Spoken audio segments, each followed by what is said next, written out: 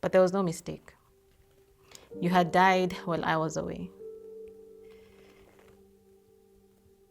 You had been buried while I was sitting in an exam hall. Mom and Dad later told me they were terrified that if I found out while I was still writing my exams, I would fall apart and lose everything I had worked so hard for. I understand losing a younger sibling, especially one who you hope to share life with, like the writer here. It's a life that you'll never get to see come to fruition. Like, you had dreams, you had hopes, you had all these, plans, either together or that you had laid in place, in waiting for them. While there, at about 11 or noon, either on Monday or Tuesday, I do not remember the exact day, my sister Wanjiku calls from the hospital. She'd gone there to join my mom and Joy. And she asked me, I really hope you're seated, because you're going to need to sit for this one. And I thought she's just joking, because we joke a lot. And I was told, okay, yeah, I'm seated, I'm good. And she tells me, so it's leukemia. This is the Unapologetic mic, where unspoken words finally find a voice. No scripts, no filters, no judgment. Speak your truth, own your story.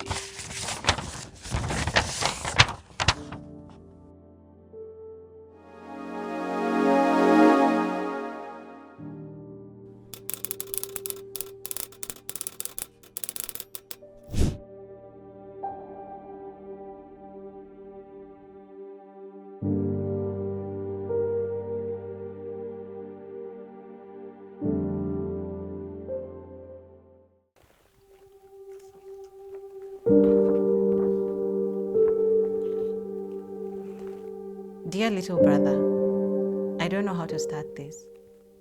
There is really no good way to begin a letter to someone you loved deeply and never got to say goodbye to. The final memories I have of us together are from that holy day when the house felt like a small exam center. There were past papers everywhere, pens disappearing, books piled on tables, and that quiet tension that comes when everyone knows something important is approaching. There were 2 candidates in the house that year, you and me, and everyone kept reminding us how serious the exams were, but you did not seem too worried about the exams themselves. What excited you most was going to high school. Almost every evening, you'd come and sit beside me, sometimes with the revision book still in your hands, and you start asking questions. You asked so many questions as if you were interviewing someone who had just returned from another country. You wanted to know what actually happens in the dorms, whether seniors really send people for water at midnight, whether the food was as bad as is always complained about. You asked these things with such seriousness that sometimes I had to hold back my laughter. To entertain myself, I would exaggerate parts of the story just to see how your face would react. I once told you that if you overslept morning prep even once, your entire life in high school would fall apart. You looked so genuinely alarmed that I had to immediately admit I was joking. When the holidays ended, I went back to school and everything narrowed into what every Form 4 student knows too well. Wake up early, revise, walk into the exam hall, write for 2 hours and repeat. Everyone was exhausted, tense, and strangely hopeful at the same time. When the last exam finished, Mom and Dad came to pick me up. I remember getting into the car with that strange, hollow, floating feeling that comes when something big finally ends. On the way home, I kept thinking about you. I even asked where you were, expecting that you would have come along because you are always curious about everything. Mom told me you were at home. I remember smiling to myself, already imagining you waiting for me with your usual list of questions. When we reached home, something felt wrong. The compound was full of faces I hadn't seen in a long time. People were quiet, unusually quiet. I remember thinking that finishing Form 4 was supposed to be a good thing, something celebrated. Instead, everyone looked at me with an expression I could not understand.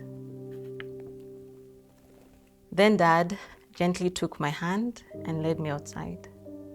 Slowly, as if I was something fragile that needed to be handled carefully. And that is when I saw it. A small mound of fresh soil. Your name written on a wooden cross.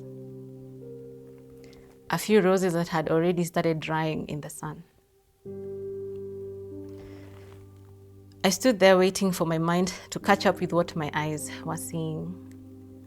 I kept expecting someone to say there had been a misunderstanding, that this was someone else, that you were still somewhere in the house.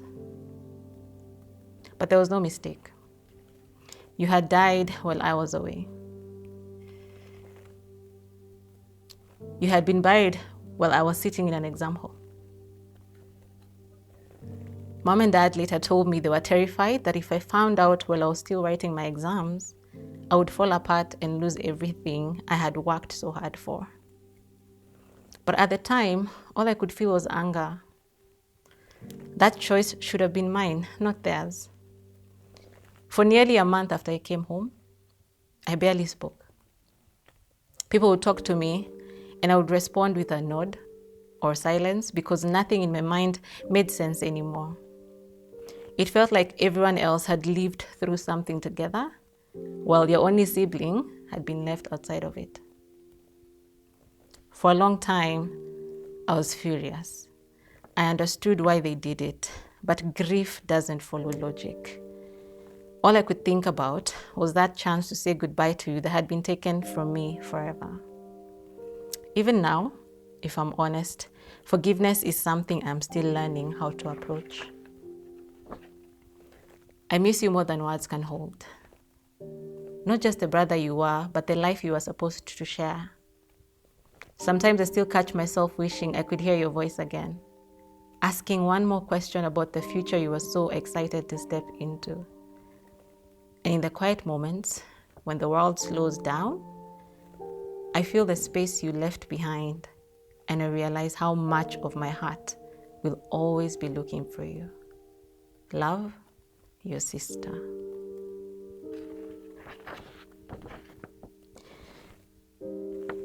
First off, I appreciate the sister who wrote this letter. Those words are so candid. They're so real, in the sense that they even admit they had anger.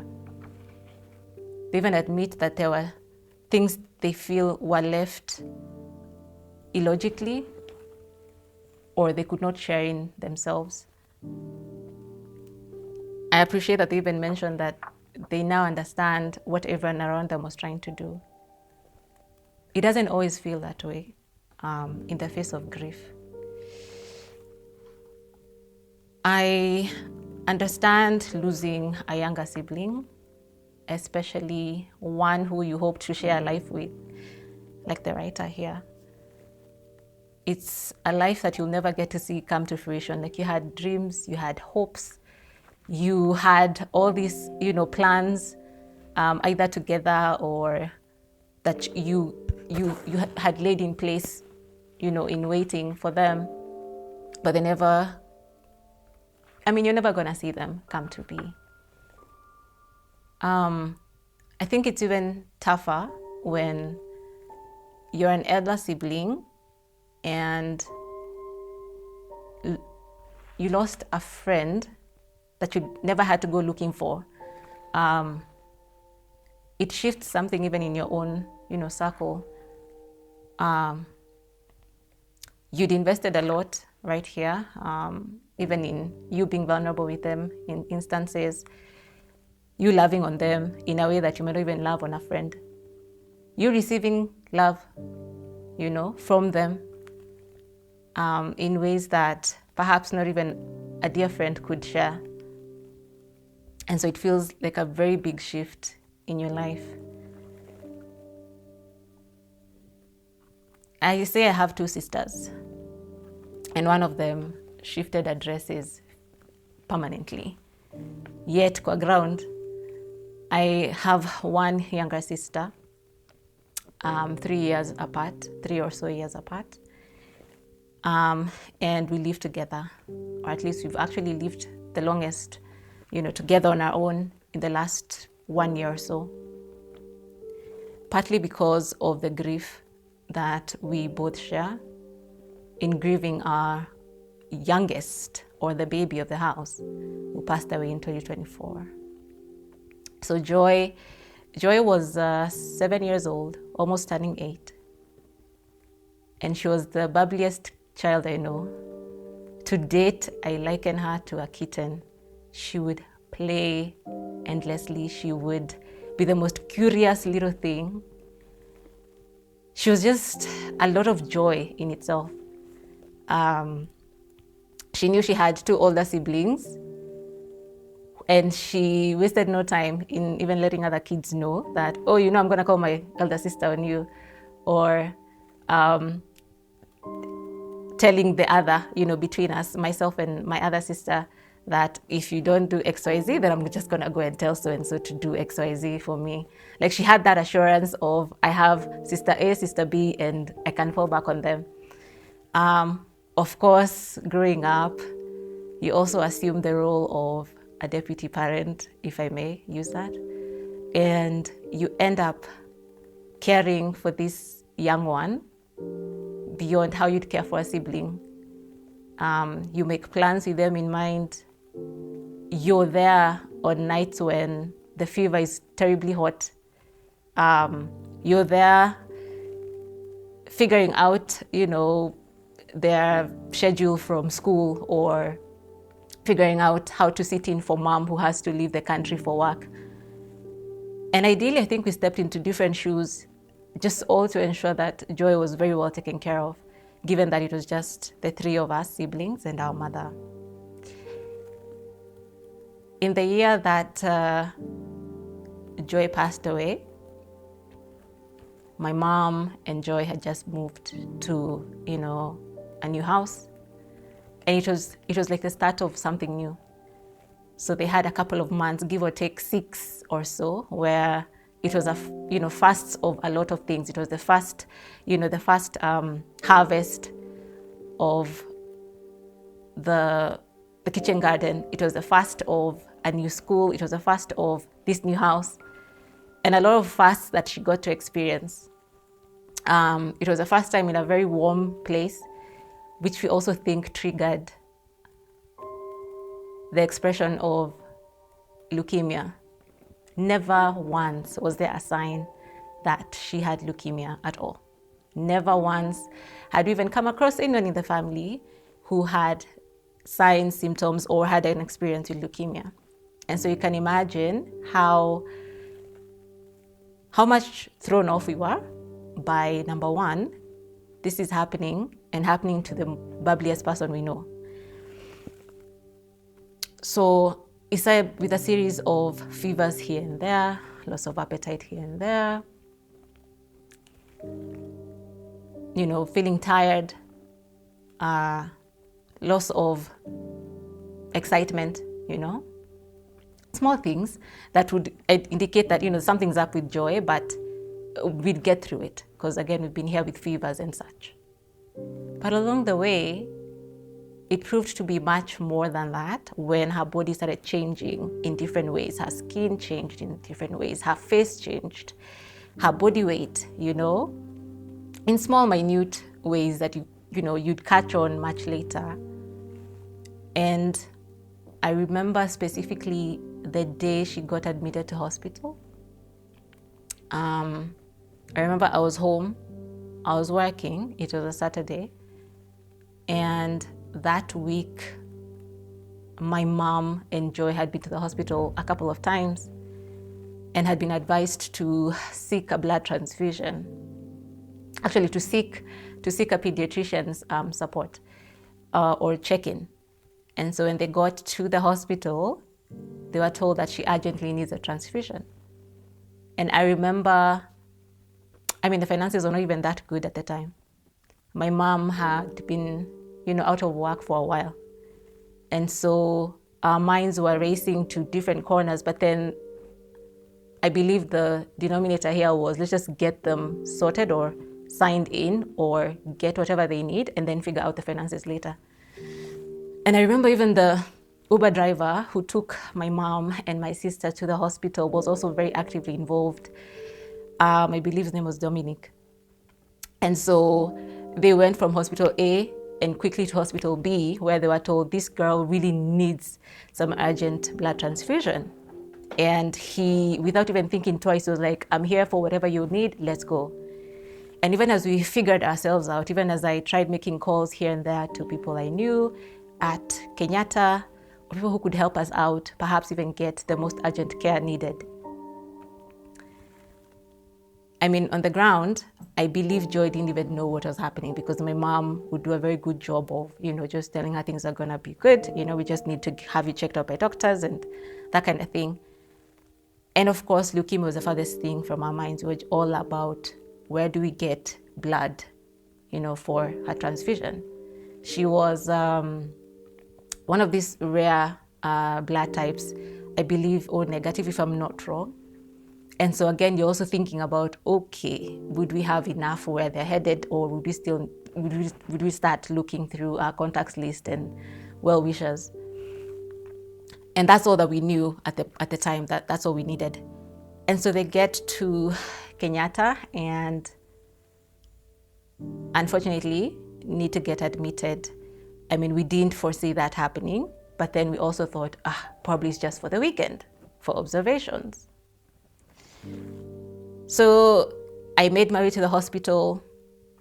Joy was very happy to see me. We were buddies, and she livened up just as much as she could anyway while we were together. While my mom and members of her church who had made their way to the hospital, were busy, having a conversation and figuring out next steps.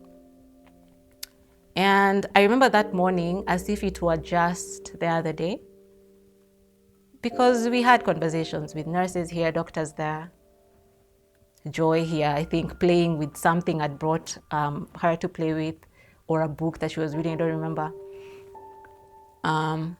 And so we had the blood drawn out and everything else, and then we get to make our way to the hospital beds.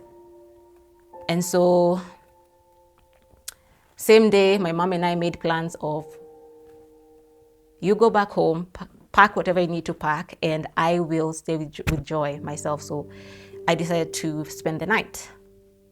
And this was at a very crowded room, but I don't even think that fazed her at all. It was, we'd see so many different children there with different things going on and different families. And of course, everyone is in a somber mood. But she seemed really unfazed, like she didn't quite catch on to, the mood in the room and all that. She was just herself the whole time. So we got some rounds of medication here. We got some nurses come in and tell us, hey, just you guys wait, you're gonna have some feedback come through. And so we just waited because there was nothing else to do. And at this point, we're just waiting for a blood test or a blood test result. So mom goes home, packs a couple of things, is scheduled to come back the following day, which was okay because I'm used to spending time with Joy when I could, when I went home. And I really loved sleeping over because we'd sleep in the same bed. And I just enjoyed that. So this was no different, basically talking, singing, whatever, the drawing book, I could draw her. And we just share. I remember one of the conversations we had that day was about all the nicknames that she has. And she was like, okay, let's just check how many nicknames you have, how many nicknames Wanjiku, our sister, has, how many nicknames mom has, and let's see who has the highest. And she was very happy that she had the most. It was one of those funny little conversations that you have and insider jokes that you have that she really enjoyed. The next time she saw my mom, she was like, And she reminded me of a nickname. And that was pretty funny. In retrospect, I remember something that happened that night. One of the nurses on their, on their night, I think night drives, if I may call it, came and gave her a couple of injections. And I remember they looked at her sheet, pretty concerned, but they didn't say anything. And I could see the face, change. I didn't even ask a thing either, but then I noted that, and much later is when I wonder, why didn't I ask? Why didn't I find out sooner? And so on. And so we slept over that night. I walked around the room, made a couple of friends there. By the time my mom was coming the following day, which was on a Sunday evening, we'd made a few, new friends around. And so I told her, where to get XYZ, what time to look out for meals and all that good stuff, and just ensure that Joy is very well kept. And so we had like a small little walk with Joy within the ward at some point before I finally had to leave and leave my mom there with her. A couple of hours later, I think 24, 48 hours or so, I went back home to my mom's there's no one else at the household. So, I made my way and just stayed there, ideally, waiting for them to come back home in like 2-3 days. And so while there, at about 11 or noon, either on Monday or Tuesday, I do not remember the exact day, my sister Wanjiko calls from the hospital. She'd gone there to join my mom and Joy. And she asked me, I really hope you're seated, because you're going to need to sit for this one. And I thought she's just joking, because we joke a lot. And I was told, okay, yeah, I'm seated, I'm good. And she tells me, so it's leukemia. And again, I thought this was a joke. I was like, okay, let's just be honest here. I don't think it's leukemia. She said it's leukemia. The test came back, it's leukemia. And I remember my mind going blank, because that's the first time in the family has had that. Not that we would wish for, other instances, but that's the first time that ever came up. And then again, you had expectations that they'd be out of the hospital in 2-3 days, and all we needed to do was just have a transfusion. And so I remember my heart sank, but then I remember telling myself, perhaps, we've had people actually get cured from this, so perhaps there's light at the end of the tunnel. But I remember after hanging up on my sister there, I sat at the chair for what seemed to be a very long while. I looked up at the ceiling. I don't even remember what I was thinking about in that instance. The next thing I did, I called an aunt of mine. We call her Shiko. And she's, I think, the one person I felt I could vent to, especially for this thing that I could not understand. And she had a close relationship with Joy as well. Her daughter is also more or less the same age as Joy. And you can imagine what she also communicated from the other end of the line. You could hear her excitement drop as well. You could hear concern, right? In as much as we're trying to say, let's just keep our hopes up. I don't know how I went to bed that night. I have no idea how I even made it to the hospital when I did eventually. But life changed from that day. So fast forward to a time I came to visit Joy. So she was admitted for roughly 15 days. And in between, I needed to attend a training for work. And so I couldn't come in and see her as often as I wanted to. And so this one Sunday afternoon, I made my way to the hospital, and we had a really nice time. But by now, she was a shadow of herself. I had a nickname for her. I used to call her Kanono because she was big. And this time, she was pretty slim. And so I brought her what I know she enjoyed. She enjoyed balloons. I mean, we'd play with balloons all the time. And a coloring book. And this time when she held the balloon, like I inflated it and she held it, and I could see her bony fingers trying to hold on to it. That was one of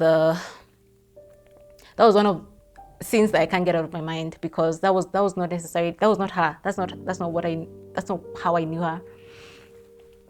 By now, she's in a lot of pain from chemo. She's in a lot of pain from all the injections that she needed to get the IV drips in, to get the morphine in, to get platelets, transfused into her body. And she's just a shell of herself. I mean, you'd even look at where the doctors are trying to look for veins, and there's literally nothing there. And there are instances where she'd talk of pain everywhere. And you look at a child, and it makes you wonder why. Just why? Why should a child go through all this pain? Pain that you can't even take and carry yourself. Watching my mom, who had been by her side for many days at this point, later on in life, I mean, in retrospect, you're like, she really had to be super strong because of what she'd see from time to time. You're watching someone not eat a thing. You're watching someone only drink what they want to drink, or you're watching their body go through different changes. And you have to be strong, if I may put it that way. And so on this Sunday, when she had the balloon and we were on her bed and she was watching one of her favorite cartoons on a screen, that was one of the most peaceful times I had with her in a long time. I mean, we'd be at home on the same sofa and we'd try to sit together and watch something. Just together, just be together. And this was one of those times when I couldn't scooch over in her bed because of the potential infection risk that we were trying to avoid. I couldn't even be that close to her skin because she was in aches and pains all over. And so the only thing I could do was just pat her head. But I was dying inside to hold her hand.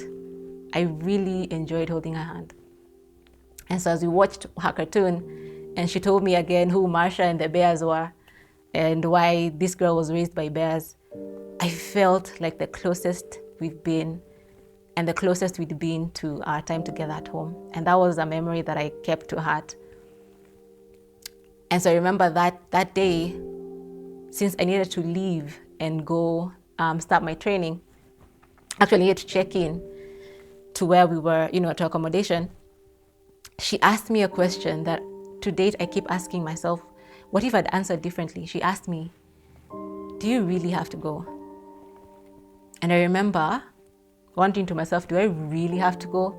But at the time, I was trying to do so many things about my own career that I felt if I miss this window, that might most likely be the end of it. And so in our own, ways, we tried to tell her, hey, why this was important, why I'd need to leave, but I'd still be back, when I found a chance. And you could see the disappointment on her face, but she kind of understood, and then she still was like, oh, well, And I didn't feel as good either leaving the hospital. Later that night, she had issues breathing. An aunt of mine had been to the hospital and, was the one helping just keep tabs on what's happening and saying, hey, the doctors are working and doing the best they can, and she's back to, she can breathe normally and all that good stuff. And so don't worry, wherever you are, we know this is a very difficult training that you're in. Just you do your thing, right? And we'll keep you updated. So I remember Tuesday night, I received a call that they had to do CPR on her because her lungs were shutting down or her organs were shutting down, but she'd stabilized. And so we were like, okay, good things. Tuendelee tu vizuri.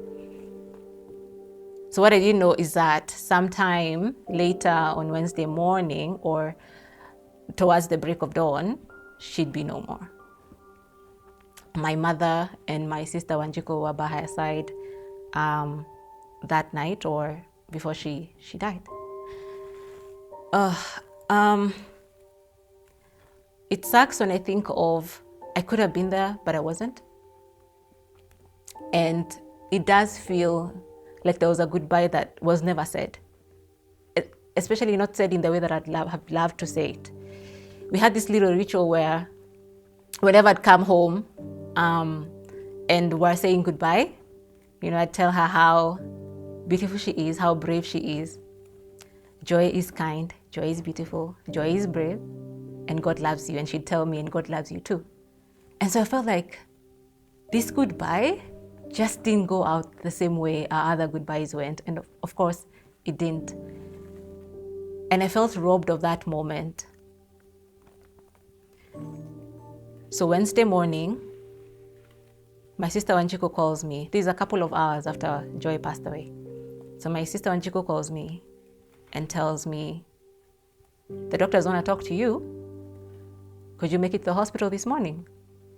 I was like, oh yeah, I'm on my way to the training center, or I'm getting ready to go to the training center, but I can definitely pass by the hospital. Again, no one is hinting that Joy is no more. So I get there. For some reason, I talk to the security guards and I tell them, I'm just bubbly and saying hi and saying I'm supposed to be my sister here. And she doesn't look worried, so things must be good.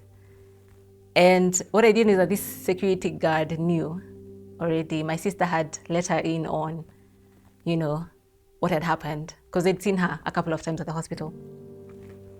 So anyway, when Jiko calls me, pulls me to the side and tells me, Diana, you know how God has his own plans?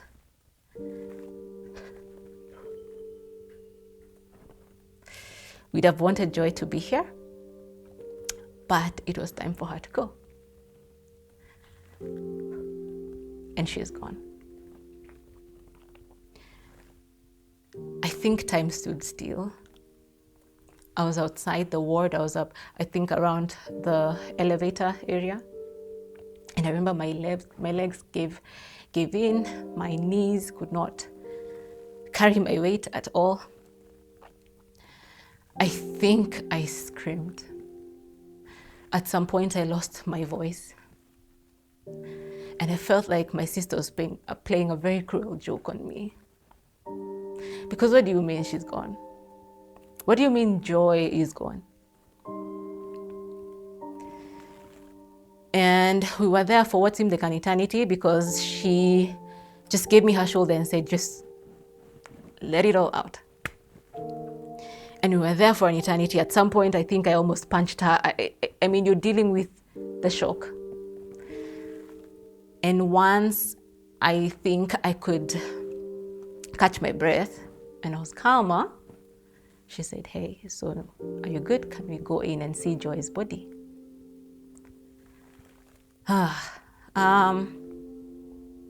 We walked nice, slow, to the common area outside the ward or the room itself. And what I didn't know is that she was in what we call the ICU room within the ward, where the really critical children would be, moved to, especially if things were really bad. And so I could see my mom, and I could see, I believe, one or two aunties who had made their way early that morning. This was one of the most beautiful mornings that I remember. I really love a good sunrise. And I remember this morning, it seemed so bright. I don't even think it was past 8 a.m. There was very little noise. There were birds in the air. You could see the skyline and it was nice and blue. And it was one of the most peaceful seeming morning that I have in memory. And I saw my mom and I saw my aunties. And without even looking at where the body was or where it was covered, again, the tears started flowing again. my aunties being there and saying, hey, take heart. And I saw a lifeless body covered. And it seemed like, Joy's size, of course. And it was time to also just take a peep or see for myself. And I remember it seemed so surreal when we pulled back the cover for me to just see the face, see the head I had rubbed the other day, see the cheeks I loved, holding this way. And now I couldn't hold anymore. And I remember my mind subconsciously looked for the hand that I really wanted to hold. And I started looking for it to just hold and feel its warmth again, but there was nothing there. And my mom, my aunts, my sister just let me go through the motions on my own, undisturbed. Whatever I wanted to do there, they just let you do your thing. Eventually, of course, people started streaming in, our family, our friends, people that to date I appreciate because of how fast, and people dropped a lot of things for us in that season. I think at some point my sister and I forgot that we were actually running a fundraising WhatsApp group online. And we had uncles and friends step in to just let everybody else in the group know what had happened. I let a friend or two know that Joy had passed away, and basically started the longest Wednesday of my life. That was, I believe, the 30th of October, 2024. At some point within that same morning, my sister Wanjiko and I sat outside on a bench, just outside the ward. I mean, by now everyone had kind of calmed down, and the hospital was trying to make arrangements for the body to go to the mortuary. And of course, all the paperwork needed. And so my sister and I were sitting at a bench. And I didn't want to read too much into it. I don't want to read too much into it either, even now. But a young girl came. And I'd later learned her name was Happiness. She came and sat next to me, right here. And she let out her hand. And she held my hand. I found that very ironical, because that's exactly what I wished I'd get to do with Joy in that instance. And the fact that this girl's name was Happiness. Somehow, some way, I wished that Joy was somewhere in the room, perhaps telling another child to just come and do exactly what I'd have wanted her to do. Just hold my hand, sit next to me, and let's just sit there in silence. And I believe that was very helpful in that instance for me, in a way. And basically, this child didn't even want anything, from me. I gave her a couple of balloons I had in my bag still. And she went on her merry way with the other kids, to play.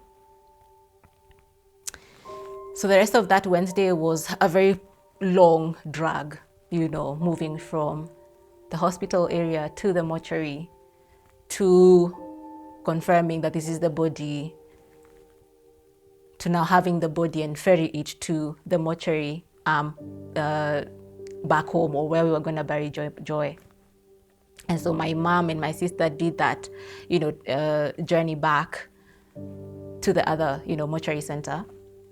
As I went back to my training center to pack up and even just, close loop and make plans for perhaps when I could come back, or if there's, if they couldn't accommodate that, what the next steps would be at this point. And I think it's important for me to acknowledge the people that I found on that end. Our trainer, Winnie, the class. I mean, they all just gave me so many hugs. It still hadn't dawned on me that my sister had really, really gone. I don't think I'd even taken a moment to just be tender with myself either that day. And so the hugs were very helpful. And so I packed up, went to the hotel where I had all my stuff packed up, and then left for home. What followed was a good number of days where you hardly knew the time or day, because you've now come from helping organize a hospital bill fundraiser to funeral preparations.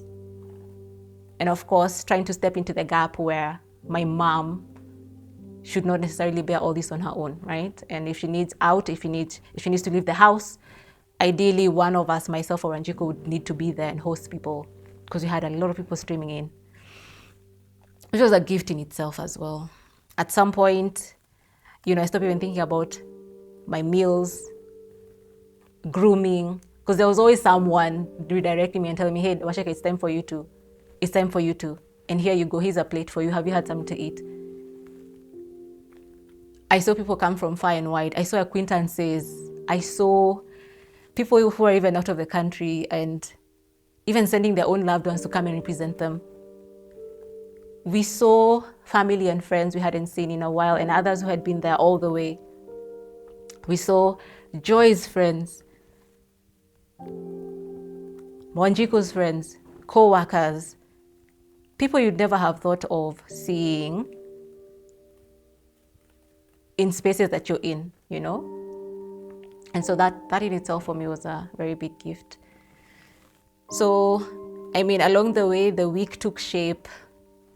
We even were able to make and crack jokes along the way. Things feel light at this point until the day of the burial. And, we had all the help we needed to get to the venue, to get to the mortuary, to go view the body and all that good stuff. Again, at the mortuary, I am dying to hold her hand, just to feel the warmth again. And you're closing your eyes and trying to just feel for, is there warmth in that hand? There's none, right? She's gone. We viewed her body and made our way to, the burial site at my grandmother's. The ceremony was beautiful. I remember a couple of people exclaiming that it was actually a child's burial because they thought something else was happening. It was very beautiful. It was very colorful. It had lots of people. And I think there was so much love for my mom and her daughters in this period.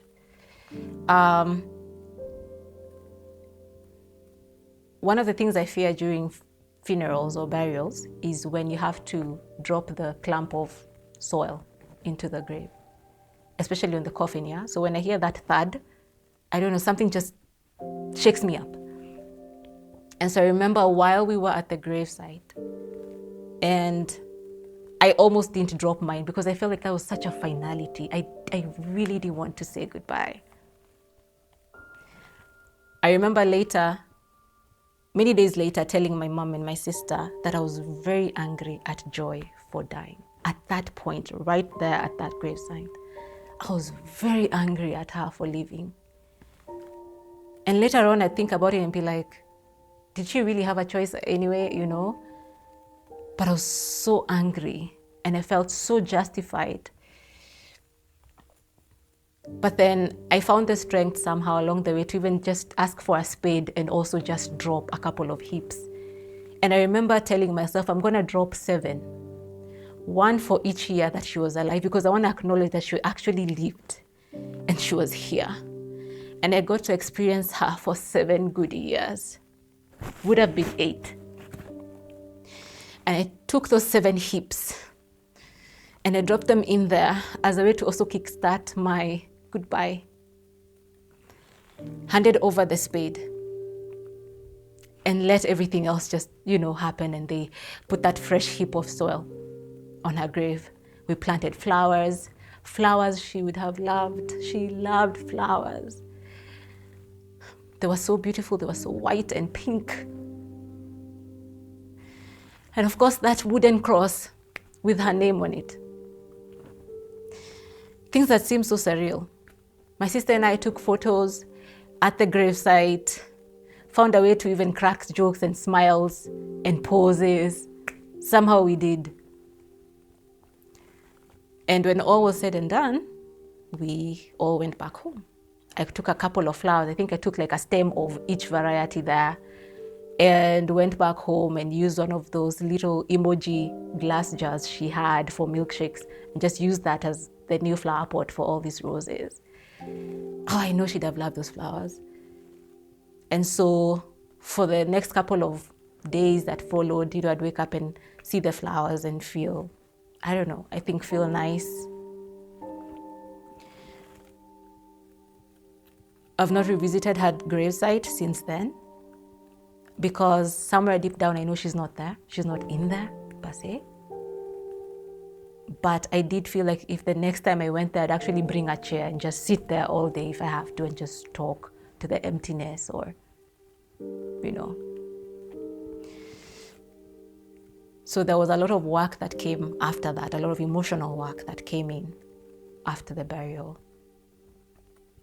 We loved her dearly, and we all had our own ways of finding our way forward. For my mom, my sister, and I, we either buried ourselves in work around the house or in just being away from the house, smelling her clothes just to catch a whiff of her scent, burying stuff, or wailing and screaming if that is what needed to get us through a couple of hours or the next day. And it is, shared trauma is a whole lot when you think about it, because you get to and you have to make space for the other person. If the one way my sister Waceke will get through it is by talking about joy randomly, you give her space to do that randomly. Whether that makes you feel some type of way or not, because at the end of the day, you also want Waceke to walk through this well. You also want Mom or Diana to walk through this well. And so we gave each other that space. And I mean, it was a lot of listening to one another or zoning out as someone speaks, because you just don't want to start imagining and remembering, because it's painful for you too, but you are there, you're giving your ears. I mean, I heard people joke of how they'd get into supermarkets and not know, subconsciously walk to an aisle they're so used to going to and picking something up. And I'd see that with my mom. Like, she'd even land at a certain, mall or supermarket or whatever, and she didn't know what to do. She's like, I know I usually come here for something, I just don't remember what. Or come and pick something, then drop it back because the one she used to buy this for doesn't exist anymore, doesn't live there anymore. It was painful to even see people who were friends with Joy. It was painful to see her teachers. And I mean this not necessarily in a mean way, but it was painful to see reminders of Joy at some point. It was painful for me to even walk in through a certain door in the house, because she'd almost always be waiting to leap on me and say, oh, Diana is here. And it was really painful to watch that door. I felt like punching it a couple of times, because it's just not the same anymore. I remember going home once, and in the matatu I was in, there was a young child, a male child. He seemed to be 6, 7, or 8, and he was eating away at a snack that Joy would have, really loved. And I remember this kid being very happy, and I wondered to myself, and I was very angry with that child, why are you so happy? Why do you get to be here and be that happy? Well, Joy is not here. Same day, there were news of a famous volleyball player in Kenya, a lady who had also passed away to a different form of cancer. And I remember being so angry at cancer that day. I got home, I kicked that gate. I got to my door. I mean, there was so much pent-up anger at this thing called cancer. And I remember my former manager at work, Victor, called me and he asked me, Diana, how are you? And I remember going off the handle on how I was. Because I realized it's either I say it out loud, I express it, or I keep it to myself and probably, not feel too good about it later. Or most likely even end up harming myself. out of the stress or the weight of it. Along the way, as a family, we walked through therapy sessions. We had a gift again, a neighbor who had only met Joy for a couple of weeks and offered to give us therapy, because there are therapists, to just give us sessions for free. They worked with my mom for a couple of them, and then they had a group session with myself and my sister for us to find our way forward. And one of the things that came out of those sessions for me was a question she asked. So Mama Steph asked. She asked us, how are you gonna move forward? How are you going to live and make Joy proud of how you're living going forward? And at first you're thinking about it and you're like, she's just 7. I don't think she'd care that much for whether I made her proud or not. But later on it clicks and you're like, this death is also a gift in its own way. In that, if I really admired how carefree she was, if I really admired how lively she was, then all the weight that I'm trying to carry with me should really just be dropped at the door, and let me just carry on life from the lessons that I can pick from how she lived hers. She was just 7, but she had a rich life. And that's exactly what I started doing in my life. Perhaps I'm not doing it at the level I'd love to, but I dropped the weight of the eldest daughter, weight that I'd even given myself, I dropped the weight of trying to care for everyone else but myself. I dropped the weight of being too serious with life, of not dreaming big because of taking caution with everything. Joy would come and ask for the craziest of things. She was the last one. She'd ask for the craziest of things from her parent. And you're like, the audacity of this kid. And that's one of the gifts that I took from that. I was like, you know what? I'm going to ask for a lot more from life, from my own family. And it's okay if they can't meet it, but I will ask. I will show up, like she did. I will come and have fun with whatever we have here. I will actually come and leave some sort of light with the people that I interact with, because that was Joy. And that was one of the lessons we had from that season. Another was how we're going to do life together, my mom, my sister, and I. It goes without saying that at times, eldest daughters and mothers do not necessarily see eye to eye. And so we had to rethink our relationship as well. And was this really the time for us to let the drift, the distance grow? We had to figure out what our next steps were going forth, how we wanted to do life with one another.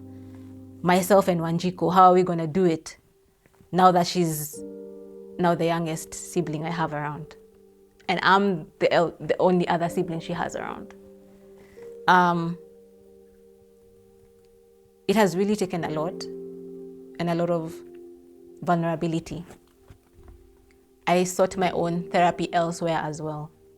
We have more family that offered to be there for us in different ways.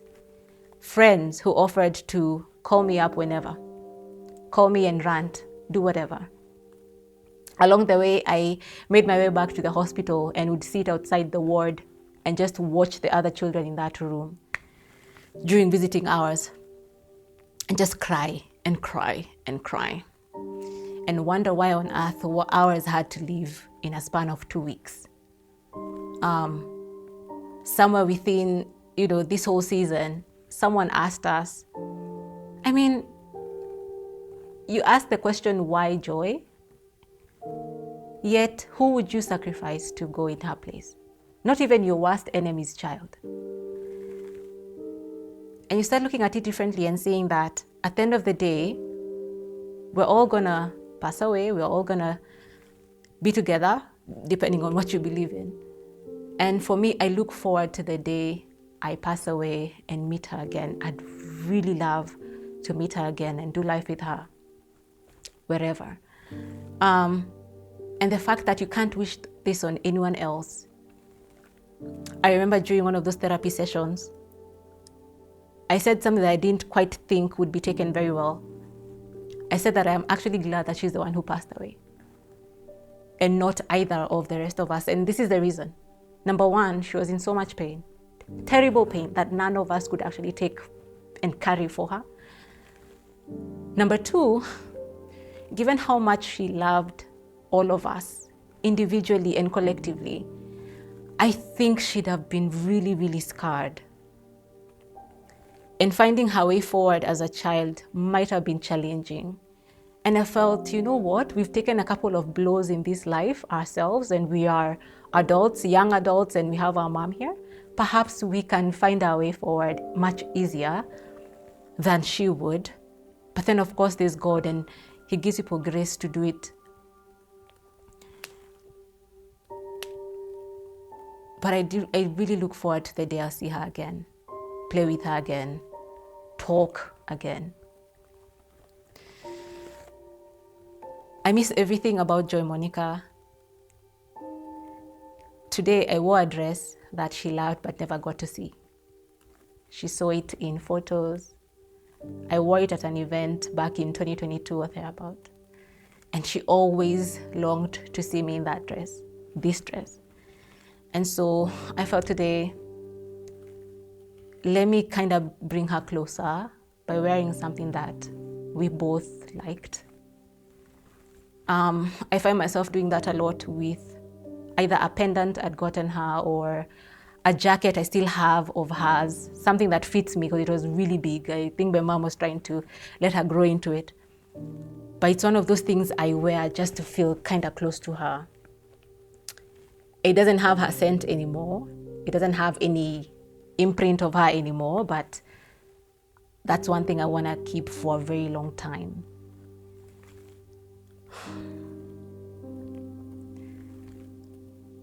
I think in going back to the writer of the letter that we just read,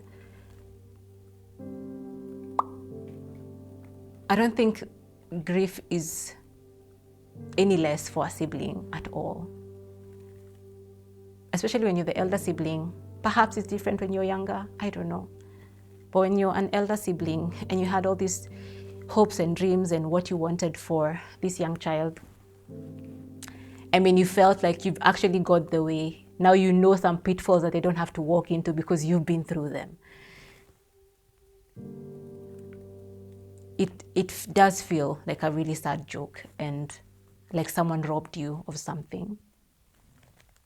But looking back, I believe one of the things that fuels us forward is all those shared memories and knowing that they're in a better place now. They're, in my case, not in pain anymore. They're not in a very violent world. You don't have to worry about them being caught in crosshairs of wars that don't even make sense or ailments or things that just don't make sense,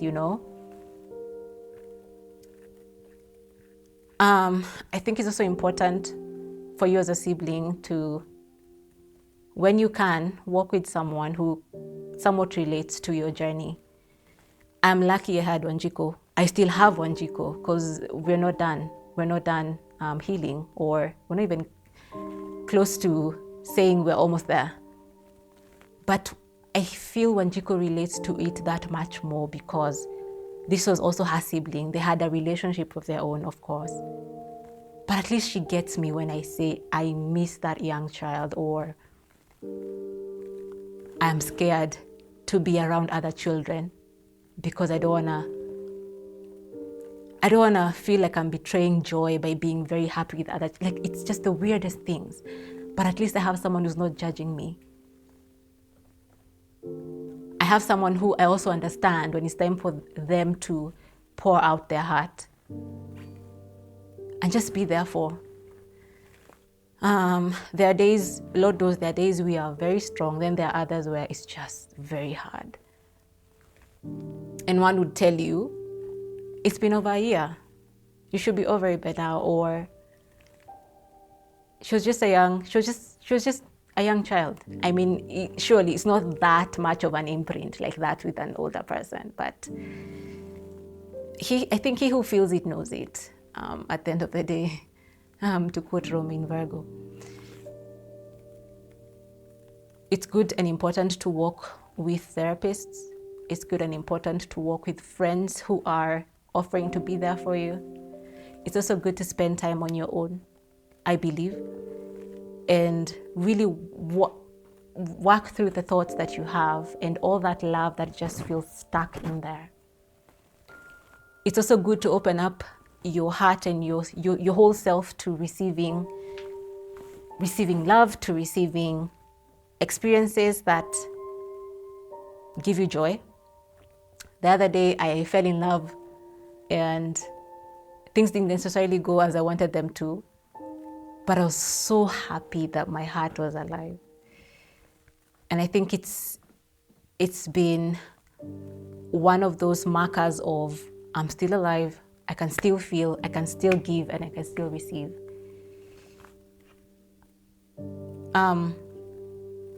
When you can, for anyone I think who's lost someone, when you can,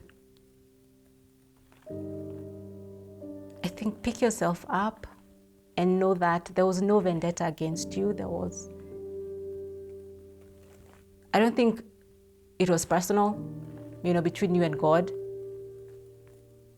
I think it's just one of those experiences that enrich in life. And it might seem to do that in the most cruel of ways, but it gives in a certain aspect of it. One of the things I'm doing is trying to really vocalize it. And I believe this is a good point for me to also give a very big shout out to Joy's doctor, Dr. Wadu, whom I've had the privilege of sitting down with and just talking about the things that, he would love to see going forward as far as such experiences go. It's also a good space for you to be there for someone. Not necessarily give what you don't have, but give as much as you can. And if the only thing you can do is just give a listening ear or a hug or hold somebody else's hand, somebody also gone through loss, do it. And if the most you can do is lift a hand and say that I am not okay or I need space, I need someone to hold space for me, do that too. I have found so much favor in the people I work with, in my client who's miles and miles away. People who give me the patience and the grace to get there, because again, I'm still dealing with it every day, feeling like there's a bit of a dark cloud hanging, above every so often. But I'd say, be there, be alive, be present, go through the motions, but also don't lose yourself. One of the things I learned during my own personal therapy journey was that it's okay to lament to God. It's okay to have a prayer of pain that lets you turn to God. It helps you turn to God by you being honest, you expressing exactly what you're feeling. Not to rant, but to basically just honestly, humbly tell God exactly what you're feeling and how everything really about it. And then asking for Him to take away the pain or take away whatever sadness you're going through. And last but not least, just reinforcing and reaffirming that your trust is in Him. It's just choosing to trust in the one who keeps you trusting. And I feel like that's fuel for days. I'd also,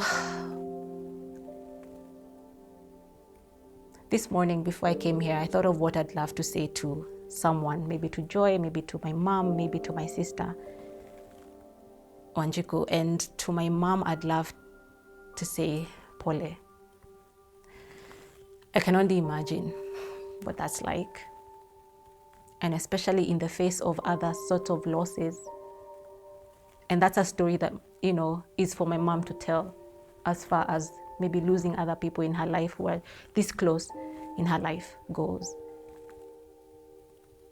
But I'd love to tell her Pole, because it's not easy. I'd also love to tell Wanjiku Pole for losing Joy, a good friend, and for having to go through all that and all the other emotions that, we have had to go through.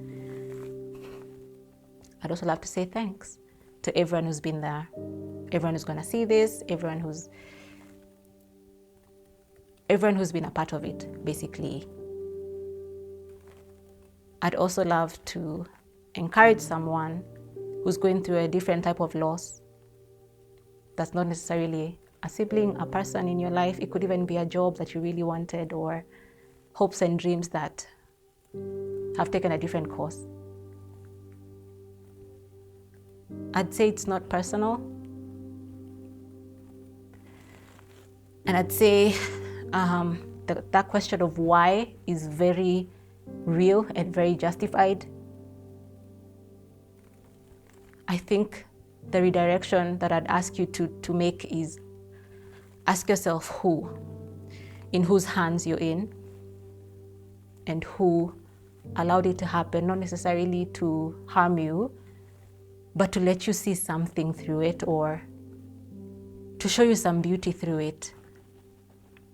I can't tell you what's on the other side at all, but I know one of the ways to get to the other side is just through it. And you get so much in gifts that you never thought possible when you actually just stick it out and do it at your own pace, but just walk through it.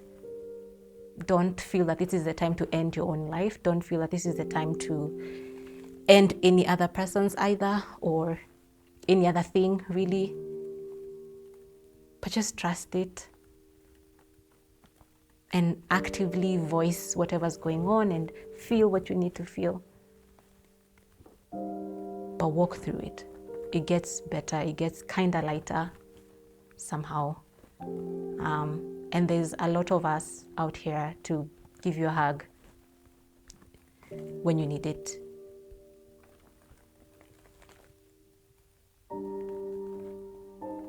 And let's face the next losses stronger.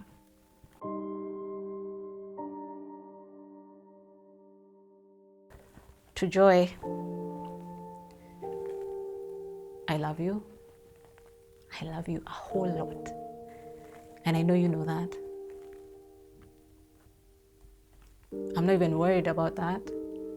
I know you love me a whole lot. You were not even shy in saying that to me, to people. I'm glad that I got to spend as much time as I did with you.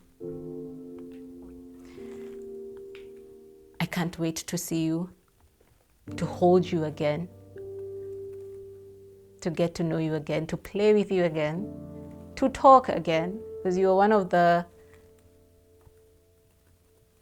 all those curious questions, all those funny little jokes, the highlight of my days, and I can't wait to do that again with you. I don't think I'll ever fully understand why this happened, especially to us, to our family. But I'm just glad that we have that 7-year, almost 8 story to tell. You've taught me that life can be as long as 7 years. It can be as short as that, and it can also be as rich as that. And that's one thing that I'm taking with me every day. There's so much that I wish you were around to see, so much you were around to experience, including, all those funny little things we said about the future and what we had in mind, and all those little dreams we had of even our own families and how we'd interact when that time came. But I know one day we will. I love you a lot. And I hope to pick up from where we left off when I see you. No one prepares you for grief. And for a long while, you only get to read it through passages in the Bible or stories you hear. But it's definitely very different when you experience it firsthand and when it happens that close to home. And since it's such a new thing, I'd ask anyone who goes through grief and loss, or really any kind, of a person, of a pet, of a job, of a dream, not to feel like they're failures at anything. Maybe if we got Joy to the hospital sooner, she'd still be here. Or if we had the resources to take her to a different hospital, she'd still be here. Or if we'd known sooner. It's okay for you to feel at a loss. And it's okay for you to want to sit in a dark pit for a minute. It's okay.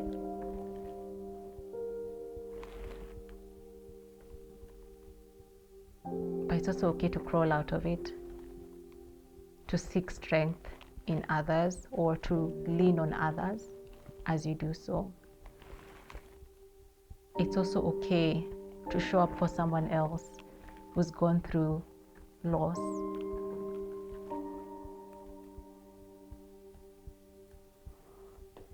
It's okay for you to also encourage someone else. It doesn't mean that you're not feeling it either, but I think it's part of the whole communal human experience where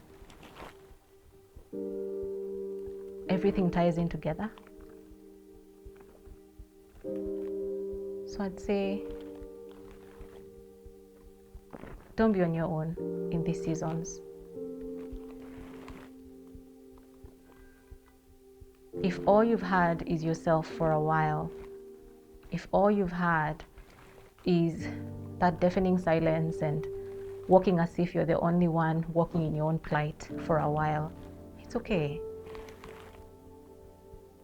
However, I'd like you to also step out and see how good it feels to be in the warmth of someone who cares, or to hear lovely, encouraging words from people who care, from people who don't even know how to say the right things but are trying. It's okay. It's okay to ask for a hug when you need one. It's all right to ask for whatever it is you need to get you through that doesn't harm you, that doesn't harm the next person. Basically doing it the good way and asking for what you want along the way is okay. And if yours takes over a decade or decades, it's still okay. At this point, no one should even give you the pressure. You should not even give yourself the pressure to have healed by a certain marker of time. That doesn't necessarily always work out like that, or at least I think. Give yourself the grace to do so well and then crumble and then pick up again and move again. To do so well, be with someone else's child, be with your cousins even, and not feel guilty for playing as much as you would have with your lost, with your deceased. And also to go back into your room and say, I want to be on my own for a minute. It's okay. Just keep moving. And one of the things that have kept me moving is reminding myself that depression really hates a moving target. It may not work for you, but for me it does. It gets me going. So keep moving at your pace. You'll know it. You'll feel it. You'll feel things shift as you go. Even an inch is worth it. Even a small change in temperature is worth it. Just don't stay in that dark pit on your own. There'll be more losses in life, and I'd be happier knowing that we made it through the next one. Gentler, we made it through the next one. Slightly happier, if I may, or we found the strength basically to move through the next one. It's scary when I think of losing someone else in the family. It is. It's scary to even contemplate trying to get new things, new people into the family, because there's that looming fear of, what if we lose this one as well? What if? But then, isn't that what life's about? So many dynamics and so many variables. And some things are also factual, that the fact that I'm alive means that I also pass away. So rather than live in constant fear of what that will be like for my loved ones, how about I make it worth their while I'm still here personally, you know? What if I make it, what if I really enjoy my own sister, Manjiku, and my mom, and my friends, and everyone while they're still here? And most of all, what if I actually show up to my life every day? Oh gosh, grief has a way of giving you a mirror to really look into and see a lot of different things that you've been taking for granted, or things you never thought about. And now I'm really motivated to show up in my own life, like really be present. Dress up on days that you don't feel like dressing up. Get outside, go outside, even if you don't feel like it. Just have that gentle touch of the sun's rays, because it might be your last, and that's okay, but feel it, you know. Just have a rich life and be part of someone else's rich life. Give them a rich life where you can. Lord knows we're here for one another, so